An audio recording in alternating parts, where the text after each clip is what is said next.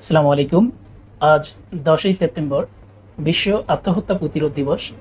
এ নিয়ে কথা বলতে আমাদের মাঝে উপস্থিত আছেন রংপুর মেডিকেল কলেজের মনোরোগ বিভাগের সহকারী অধ্যাপক ডাক্তার রফিকুল ইসলাম। স্যার, আপনাকে স্বাগতম। ধন্যবাদ Retina Blood Donor Club Rangpur Medical College শাখাকে আজকের এই এত সুন্দর একটা আয়োজনের জন্য। আজ তো 10ই সেপ্টেম্বর বিশ্ব আত্মহত্যা প্রতিরোধ দিবস সারা দেশে পালিত হচ্ছে। এজন্যই কিন্তু আমরা আজকের বিষয়টি নির্ধারণ করেছি আত্মহত্যা। স্যার, শুরুতেই আপনার কাছে জানতে চাচ্ছি, বিশ্ব আত্মহত্যা প্রতিরোধ দিবসের তাৎপর্য কী, কেনই বা দিবসটা পালিত হচ্ছে? ধন্যবাদ অত্যন্ত সুন্দর একটা প্রশ্ন করার জন্য। পরিসংখ্যান অনুযায়ী দেখা যায় যে প্রতি সেকেন্ডে 44 জন করে লোক আত্মহত্যা করে, এবং এটা যদি আমরা সারা বিশ্বের একটা হিসাব করি তাহলে গড়ে 8 লক্ষ লোক শুধুমাত্র আত্মহত্যা করে মৃত্যুবরণ করে। এ কারণেই 2003 সাল থেকে বিশ্ব স্বাস্থ্য সংস্থা এবং আত্মহত্যা প্রতিরোধ দিবস কমিটির উদ্যোগে 10ই সেপ্টেম্বর করে সারা বিশ্বে আত্মহত্যা প্রতিরোধ দিবস পালন হয়ে আসছে, যেন আমরা অনাকাঙ্ক্ষিত মৃত্যুকে ঠেকাতে বা যেন আমাদের চেষ্টায় কিছু জীবনকে বাঁচাতে পারি, এই লক্ষ্যকে বা এই উদ্দেশ্যকে লক্ষ্য করেই আমাদের এই দিনটি সারা বিশ্বে পালিত হয়, বিশ্ব আত্মহত্যা প্রতিরোধ দিবস হিসেবে। জি, আমরা জানি লাইফ ইজ বিউটিফুল, জীবন অনেক সুন্দর। আমাদের সমস্ত প্রচেষ্টা যেখানে জীবনকে সুন্দর করা, সেখানে মানুষ কেন আত্মহত্যার দিকে ধাবিত হয়? একটা সুন্দর শব্দ উচ্চারণ করেছেন আপনি, বলেছেন, ওয়ার্ড বলেছেন যে লাইফ ইজ বিউটিফুল, তারপরেও কেন আত্মহত্যা করেন? এই ব্যাপারটা আসলে আমাদের শুধুমাত্র আমরা যারা চিকিৎসক তাদেরকেই চিন্তিত করে না, আমাদের যারা সমাজ বিজ্ঞানী আছে তাদেরকেও অনেক চিন্তায় ফেলেছে। মানুষ এত সুন্দর পৃথিবীতে কেন চলে যেতে চায়? দীর্ঘদিনের গবেষণায় একটা দেখা গেছে যে মানুষের চলে যাওয়া বা আত্মহত্যা করার পিছনে অনেকগুলো কারণ আছে। এর মধ্যে অন্যতম কারণ যদি আমরা পাই তাহলে পারিবারিক কারণ একটা অন্যতম গুরুত্বপূর্ণ। আমরা দেখেছি যে কোনো পরিবারের পূর্ববর্তী সদস্যরা যদি কখনো আত্মহত্যা করে থাকে তাহলে এরা পরবর্তী জেনারেশনের মধ্যে আত্মহত্যা করার একটা প্রবণতা তৈরি হয় অনেক করে। এছাড়াও তো পারিবারিক অন্যান্য কারণ আছে, যেমন অনেক সময় দেখা যায় যে পারিবারিক কলহ, দাম্পত্য কলহ যদি থাকে, তাছাড়া পিতামাতার সাথে যদি দূরত্ব তৈরি হয়ে যায়। আর ইয়ং বয়সে আমরা যে কমন ব্যাপারগুলো লক্ষ্য করি এর মধ্যে অন্যতম হচ্ছে যে পড়াশোনা, প্রেমের ব্যর্থতা, পড়াশোনায় কাঙ্ক্ষিত রেজাল্ট করতে না পারা, এই ব্যাপারগুলো তাদেরকে ইয়া করে। এবং এ কারণেই দেখতে পাবেন যে প্রতিবার পরীক্ষার রেজাল্টের পর কিছু সংখ্যক ছেলে মেয়ে প্রতিবারই এটা খারাপ করে, যারা তারা দেখা যায় যে আত্মহত্যা করছে, এই নিউজগুলো আমরা পাই। এছাড়া আমাদের সোসাইটিও কিন্তু আমাদের আত্মহত্যার দিকে প্রচলিত করতে পারে।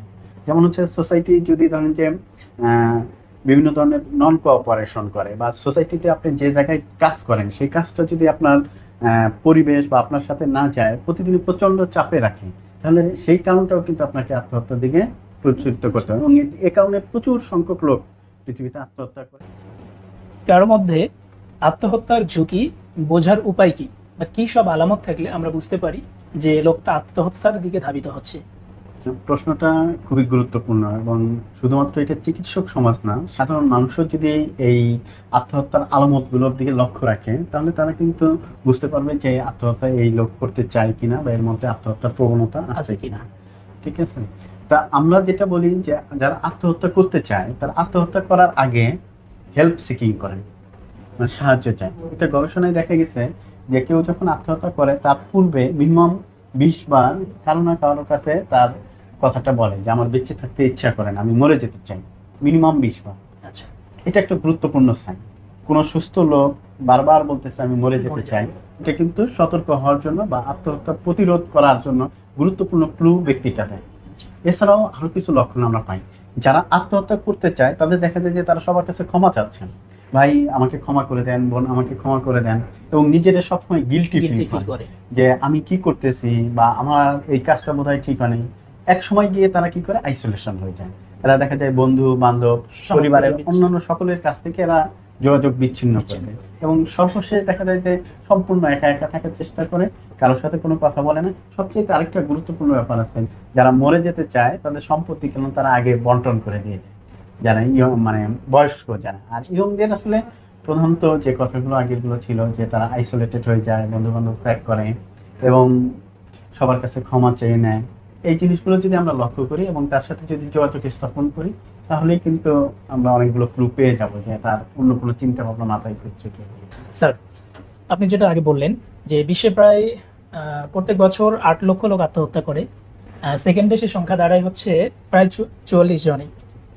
তো বিভিন্ন দেশের সাথে তুলনা করলে বাংলাদেশের আত্মহত্যার প্রবণতাটা কতটুকু বা কতটুকু ঝুঁকিতে আছে, এই বিষয়টা যদি একটু বলতেন।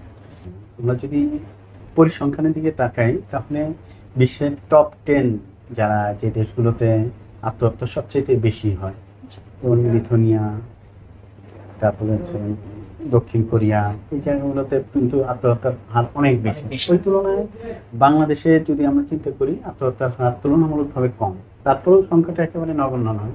যদি দেখা যায় যে আমরা যদি সারা বছরের হিসাব করি 10 থেকে 14,000 মানুষ কোনো না কোনোভাবে আত্মহত্যা করে।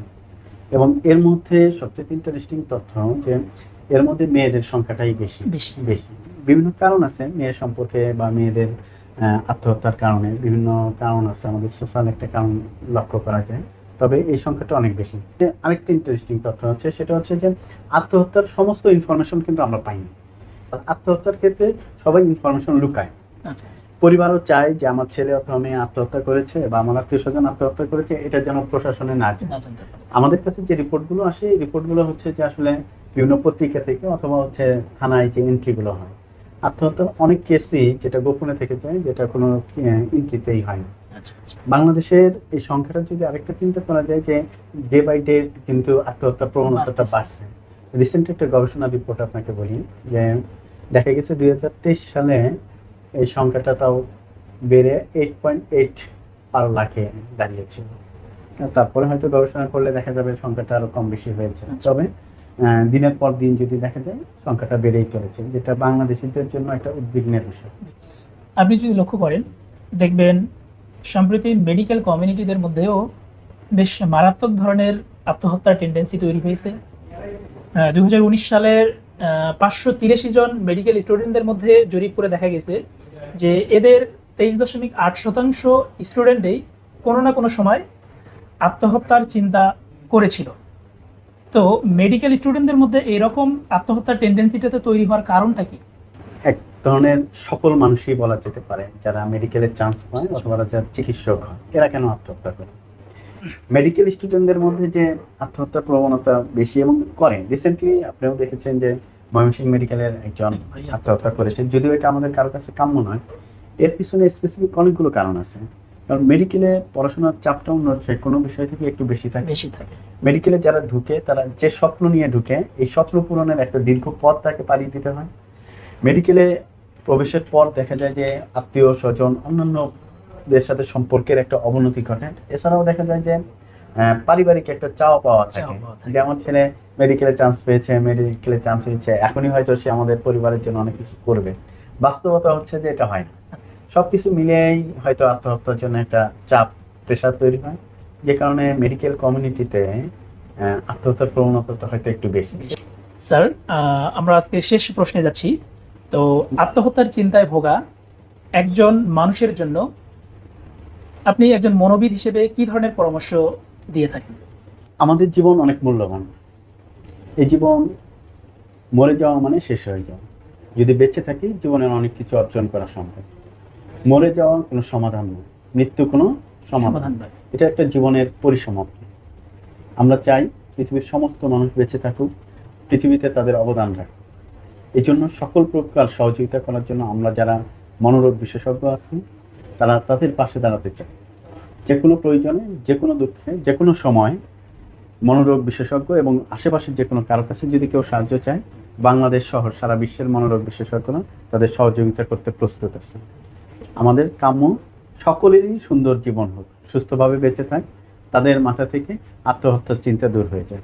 অনেক অনেক ধন্যবাদ স্যার এত গুরুত্বপূর্ণ তথ্য এবং পরামর্শ দেওয়ার জন্য।